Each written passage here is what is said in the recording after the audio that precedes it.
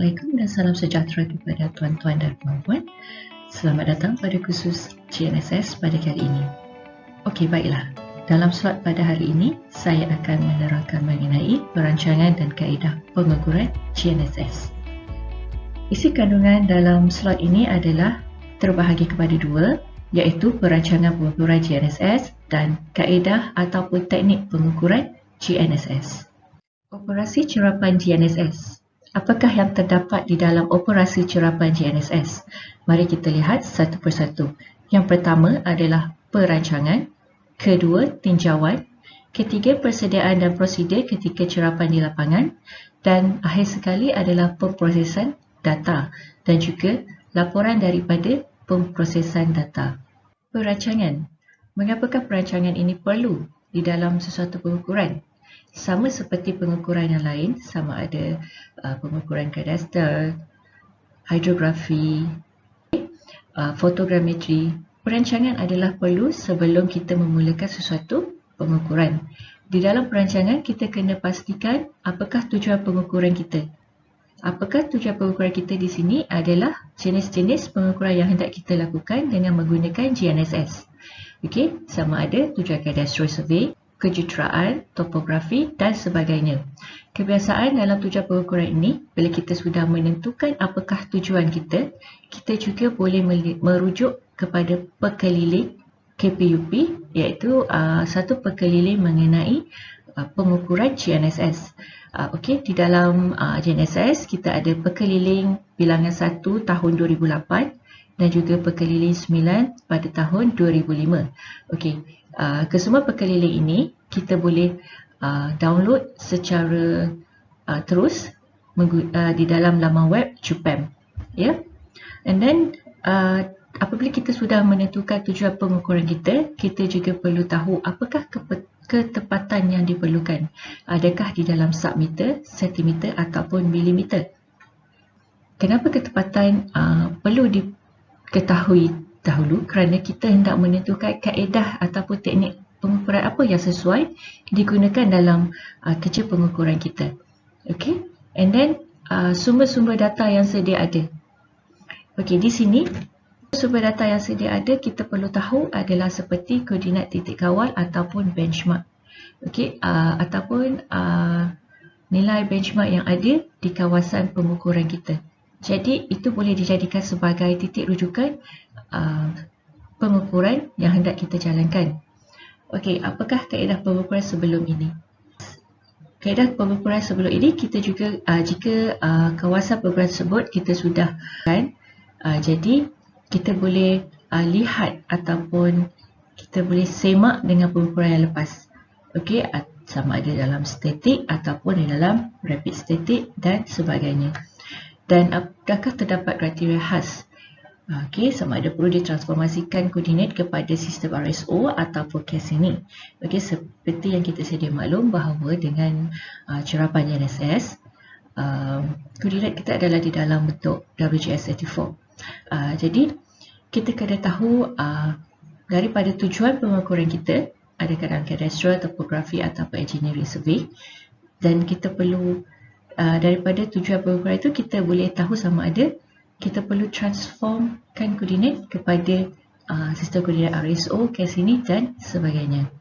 Selain itu dalam penampakan satelit, untuk nak pastikan bahawa cerapan kita dalam keadaan yang baik, di dalam controller kita boleh lihat kenyataan DOP, dilution of precision kita di dalam keadaan baik ataupun tidak. DOP ini meliputi vertical, horizontal, geometry, and then position, direction of position dan juga masa. Okey, kelima-lima ini adalah mesti di dalam keadaan yang baik. Persediaan dan prosedur cerapan di lapangan. Okey, di bahagian persediaan kita perlu membuat persiapan peralatan GNSS dengan secukupnya. Okey, so apakah barang yang diperlukan adalah receiver GNSS itu sendiri. Kebiasaannya alat GNSS ini disediakan di dalam satu kotak yang lengkap dengan kabel dan juga antena di dalamnya dan juga bateri. Okey, bateri ini penting dicas sebelum pengukuran dijalankan. Kebiasaannya bateri diberikan sebanyak 2 unit, di mana dalam satu unit bateri boleh bertahan selama 3 jam. Okey, dan jika perlu kita boleh bawakan satu external battery sebagai untuk standby ataupun jika berlaku bateri pengurangan bateri tersebut, kita boleh menggunakan external battery. Okay, and then media simpanan termasuk notebook, kaki 3 untuk antena, tribrad atau adapter, and then keperluan yang lain yang kita rasa perlu dibawa ke kawasan pengukuran. Keserentakan sesi cerapan. Okay, semua receiver perlu menjejaki satelit pada masa dan tempoh yang sama dan mereka perlu merekod data untuk epok yang sama. Kemudian bagaimana untuk kita mengetahui bahawa receiver tersebut telah menjejaki satelit pada masa dan tempoh yang sama? Ini kita boleh lihat semasa pemprosesan data nanti. Berikut merupakan masalah-masalah yang biasa dihadapi ketika cerapan. Okay, ketika berlaku cerapan di lapangan. Sebagai contoh, bateri yang tidak mencukupi ataupun bateri yang tidak dicas dengan sepenuhnya, masalah kabel, okay, kesalahan mengoperasi alat penerima GNSS, ini kemungkinan tersilap ataupun tersalah setting pada alat tersebut, and then kesalahan bacaan tinggi alat, and then tidak berada pada stesen yang betul dan sebagainya. Ini adalah masalah-masalah yang biasa terdapat di dalam operasi cerapan ketika di lapangan. Pemprosesan data. Okey, di dalam GNSS ini, pemprosesan data terbahagi kepada dua, iaitu sama ada di lapangan ataupun di pejabat. Di pejabat kita kenali sebagai post processing. Okey, pemprosesan di lapangan biasanya kita akan mengumpulkan data dan kita akan directly download data tersebut dari alat penerima GNSS, and then proses awalan dan kiraan garis dasar di lapangan. Okey, di mana pemprosesan di lapangan ni dilakukan di lapangan lah, di kawasan pengukuran kita. Okey, jika terdapat sebarang perubahan ataupun kawalan kualiti awalan itu tidak tepat, kita akan memulakan pengukuran semula. Okey. Selain pemprosesan data di lapangan, kita juga ada pemprosesan data di pejabat. Pemprosesan data cerapan lazimnya dilakukan terlebih dahulu untuk mendapatkan vektor garis dasar sebelum garis-garis tersebut dicantumkan dan dijadikan satu jaringan untuk pelarasan jaringan. Kami di Instun menggunakan perisian TBC ataupun Triple Business Center. Ini adalah kerana alat pengukuran GNSS yang kami gunakan adalah daripada Trimble. Okey, setiap alat GNSS sebagai contoh, alat GNSS daripada Topcon, Leica, Sub, CHC, Spectra dan sebagainya mempunyai perisian tersendiri dalam pemprosesan data. Okey. Format data GNSS ini adalah di dalam bentuk RINEX, iaitu Receiver Independent Exchange Format. Laporan pemprosesan data. Setelah pemprosesan data sudah dilakukan, kita akan mengeluarkan dalam satu laporan. Okey, laporan tersebut mengandungi parameter koordinat seperti nilai Cartesian, XYZ ataupun geodetik, iaitu dalam longitude, latitude dan juga ketinggian di dalam datum WGS84, GDM 2000, komponen garis dasar untuk tanda di bumi dan data pusat antena. Kemudian dalam laporan tersebut juga mempunyai anggaran sisihan piawai dan matriks kolerasi bagi parameter dan penunjuk kualiti bagi setiap penyelesaian. Dan terakhir sekali adalah transformasi koordinat kepada sistem koordinat tempatan. Penentu dudukan GNSS, teknik-teknik pengukuran GNSS. Okey, mari kita lihat grafik ataupun infografik yang ada di dalam slide ini. Okey, cerapan GNSS terbahagi kepada pengukuran dan juga navigasi. Okey, pengukuran dan navigasi mempunyai standalone dan juga differential. Okey, standalone di sini kita kebiasaannya dalam pengukuran land survey kita menggunakan handheld GPS, and then kalau dalam navigasi ni stand alone dia sebagai contoh, kita menggunakan Waze, menggunakan handphone. Okey, itu kita guna, itu merupakan salah satu contoh stand alone di dalam navigasi. Okey, differential terbahagi kepada dua, iaitu dalam pengukuran post process dan juga real time, manakala di dalam navigasi differential terbahagi kepada carrier phase dan juga pseudo range. Okey, post process di sini adalah kaedah static, fast static dan juga kinematic, manakala real time daripada carrier phase dan juga pseudo range, iaitu carrier phase kita menggunakan RTK dan pseudo range ini adalah differential GNSS ataupun differential global navigation satellite system. Apa yang dikatakan dengan pseudo range dan juga carrier phase ini? Pseudo range ini adalah distance ataupun jarak di antara satellite dan juga receiver, plus dengan effect of clock errors. Okey, itu yang dipanggil dengan pseudo range. Manakala carrier phase ini term dia sama seperti pseudo range, tetapi carrier phase ini dia mengambil phase ataupun fasa di antara transmitting daripada satellite ke receiver. Okey, di mana carrier phase ini lebih kepada gelombang isyarat tersebut daripada satellite ke receiver. 4 jenis pengukuran ataupun 4 teknik kaedah pengukuran yang biasa digunakan adalah static, fast static ataupun setengahnya dipanggil rapid static, kinematic dan juga real time kinematic. Okey, mari kita lihat apakah itu static, fast static, kinematic dan RTK ini. Cerapan static. Teknik cerapan static dijalankan untuk mendapatkan kedudukan satu objek dengan kaedah pasca pemprosesan. Okey, dia dilakukan terhadap objek-objek yang tidak bergerak, sebagai contoh untuk membuat satu monumen ataupun TBM. Okey, dan statik ini berketepatan sehingga milimeter dan tempoh cerapannya di antara 1 sehingga 3 jam. Dan ia juga digunakan dalam kerja ukur yang berkejutuan tinggi seperti jaringan kawalan geodetik dan juga kajian saintifik. Okay, ini adalah satu gambaran ataupun gambar rajah dalam pengukuran statik. Okey, di mana yang memerlukan 2 receiver, okey, yang dijadikan sebagai base station dan juga remote station ataupun rover. Cerapan fast static dan juga statik adalah sama, yang membezakannya adalah tempoh masa cerapan tersebut. Okey, bagi tempoh cerapan fast static adalah di antara 10 sehingga 30 minit.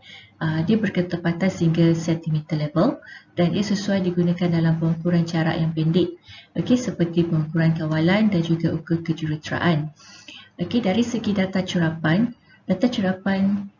pengukuran statik adalah lebih banyak berbanding data cerapan fast static. Ini adalah disebabkan faktor tempoh cerapan tersebut, di mana data-data yang diambil dalam cerapan statik adalah lebih banyak. Okey, data yang banyak, redundancy, akan beri satu average cerapan yang lebih tepat. Disebabkan itu, statik memberi satu ketepatan yang lebih tinggi daripada fast static. Kinematik, kaedah kinematik, cerapan dilakukan ke atas objek yang memerlukan satu base station dan satu rover, di mana kita receiver diletakkan di base station dan satu lagi receiver sebagai rover. Okey, kinematik, tempoh cerapannya adalah lebih singkat berbanding statik dan juga fast static, di mana tempoh cerapannya hanyalah sebanyak 1 sehingga 4 minit dan kejutuannya adalah rendah. Dan sesuai bagi pengukuran kinematik ini sesuai bagi pengukuran yang melibatkan banyak titik yang berdekatan antara satu sama lain. Sebagai contoh, pengukuran di bangunan, taman permainan ataupun pengukuran yang melibatkan ciri-ciri topografi pada kawasan tersebut. Selain daripada itu, kinematik ini juga tidak memerlukan orang yang ramai. So, seorang sahaja sudah cukup ataupun sudah memadai bagi teknik pengukuran kinematik. Okay, real-time kinematic. Real-time kinematic, kaedah cerapan real-time kinematic dan juga kinematic tidak mempunyai perbezaan sangat.